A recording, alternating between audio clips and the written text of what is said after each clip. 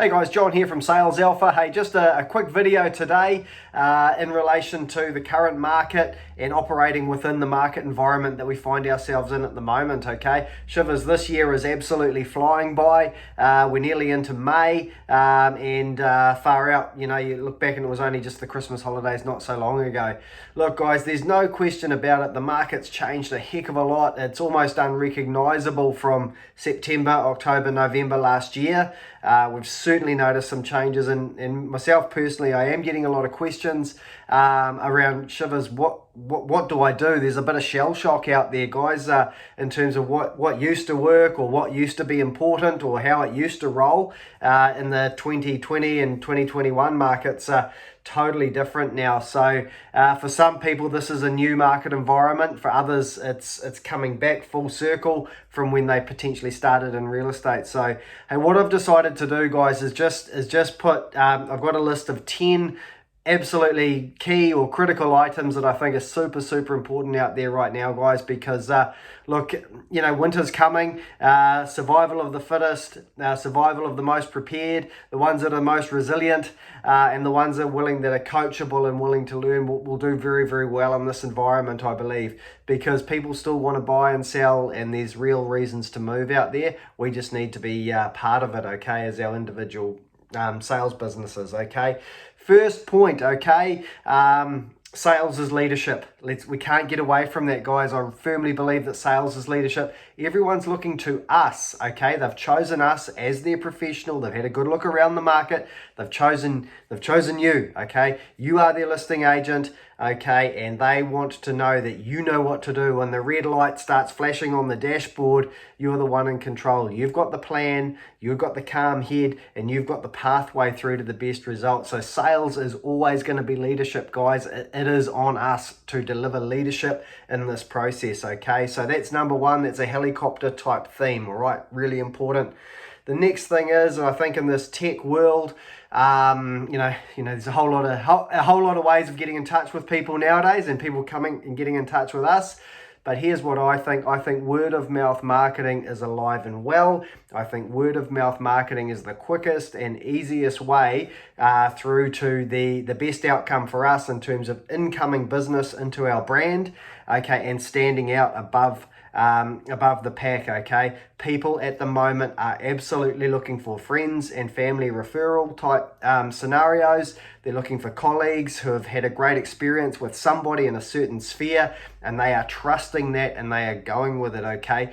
Word of mouth marketing means we need to do the labor intensive work. We need to be in front of people, okay? They call it getting zipper to zipper, but yeah, hey, look, it's very important that we are front and center and we are making a really good account of ourselves out into that market, and it will absolutely pay off.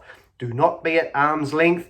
Do not be too high tech, okay? We want to be, we want to be high touch and we want to be in front of people, okay? Next one is, and it's a continuing theme of that, is remembering people's names, okay? People do business with people. This will never change. Remembering somebody's name as a way of breaking down some barriers that exist between salesperson and prospect. I hate the word prospect and I don't really like the word salesperson, but in relation to how it all works out there, that intangible, far out, he remembered my name. Far out, I met that lady a while ago, that agent there, and she still remembers my name, okay? On top of that, remember the partner's name, the spouse's name, the dog's name, the kids' names. Are the kids involved at the local soccer club? Do they play cricket on Sundays? If we can break down these barriers, let's make a real effort to remember people's names.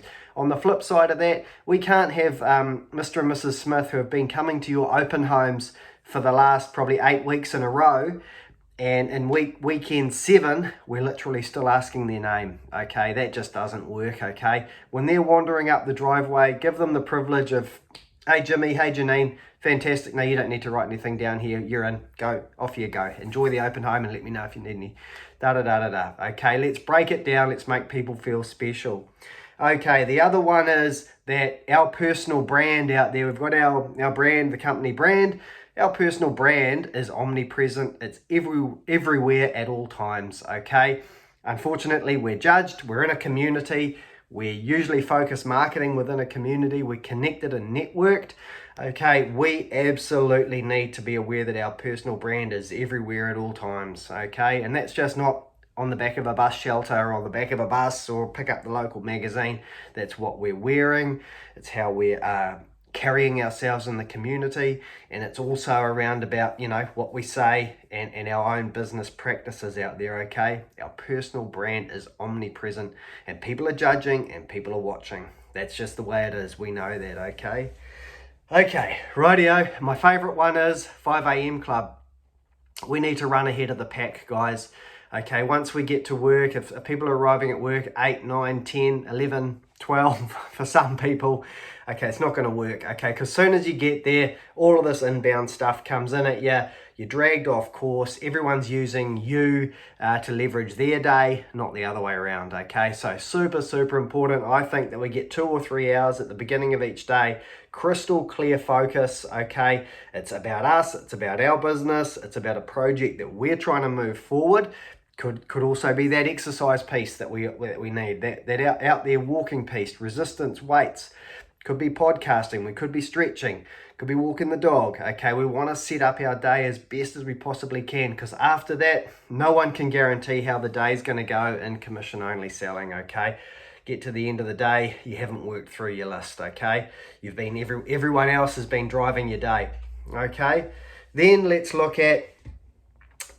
take tonight. We've got a work day tomorrow. We need to take 20 minutes tonight to get our lists ready for what we're going to do tomorrow, okay? This is just massive in terms of, I guess, productivity, headspace. Once you've taken all of these things that are swirling around in your head and put them down on your paper and get them ready for the next day, that you've captured it, you're ready to go. You can have a little think about what needs to be done, prioritize it, but it's out of your head and it's onto paper, as they say, all right? This is massive. I think the productivity gain is just massive. It's a bit like the 5 a.m. club. If you're doing an hour of work between 5 a.m. and 6 a.m., it's almost worth 2 to 3 hours during the mayhem hours of, you know, 9 till 10 sort of thing, okay? Productivity matters, and we've really got to be efficient in these markets, guys, otherwise we're just going to get circles run around us, okay? Okay, here's one of my favorite topics at the moment is world-class open homes, okay? So world-class open homes, we need to suit up, we need to front up, and we need to understand that this is our vendor's window out into the world, okay? This is their 30 minutes, 45 minutes. We need to capture that buyer. We need to create energy. We need to be professional. Obviously, we need to be on time. We need to know our product. And we also need to be able to figure out, are we dealing with a real buyer here? Are we dealing with a tourist? We're dealing with a nosy neighbor? Or are we dealing with someone who wants to buy this house and sell their own one, their current one through us? Okay, so at the end of this video, I've got some questions and some dialogue that'll probably help that. But I think we need to know, when we're turning up on Saturday or Sunday, world-class open homes. Let's stand out from the pack, okay? Let the competition be the ones scrolling through their social media during the open home, sitting down, reading the paper, ignoring people, not acknowledging people, not knowing people's names, not knowing the CV, not knowing their door speak on price. Let them do that. That's fine, okay? But let's run world-class open homes. On the seller's side, okay, here's my next point, which is with our vendors, look, the market is the market, and we need to upfront. We need to let our vendors know that, hey, Mr. and Mrs. Smith, I just want you to know that when I market your home here, I will be reporting back to you regularly, and I will be wanting to give you the good, the bad, and the ugly on this campaign, okay? Are you okay with that? Is that what you want to hear? Okay, so we can make informed decisions together.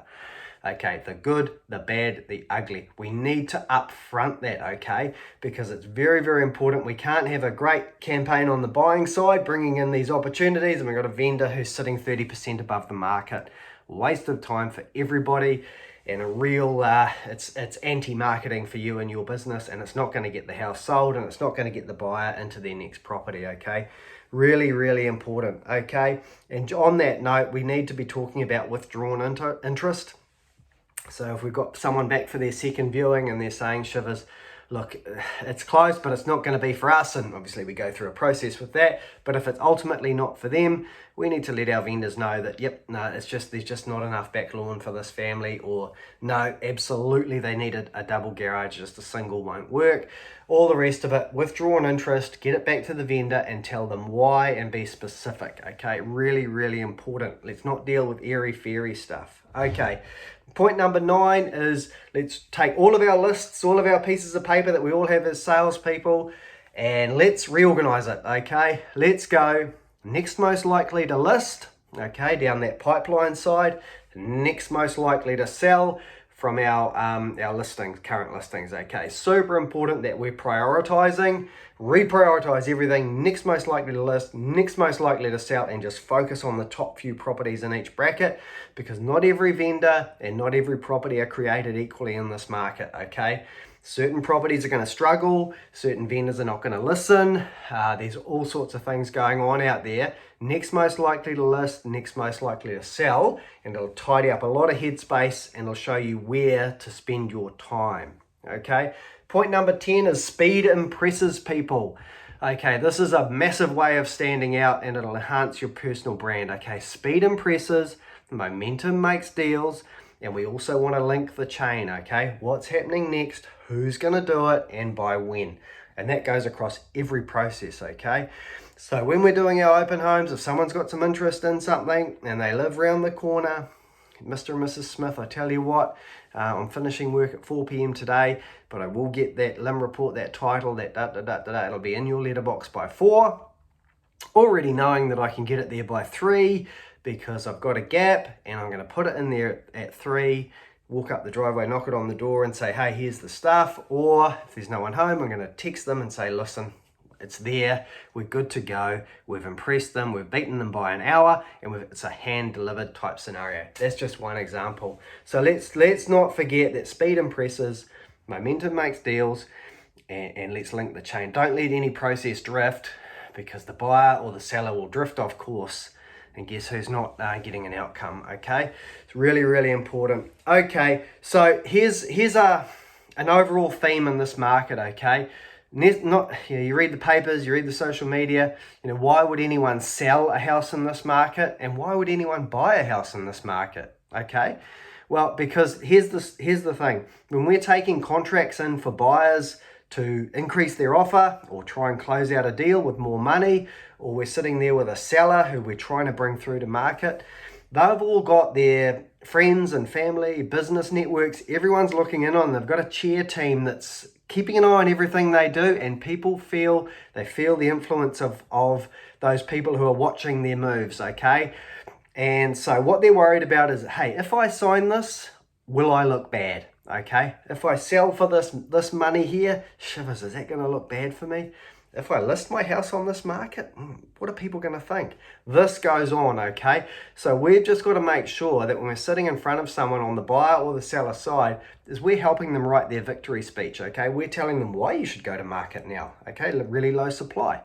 Or why you should come up 75 grand.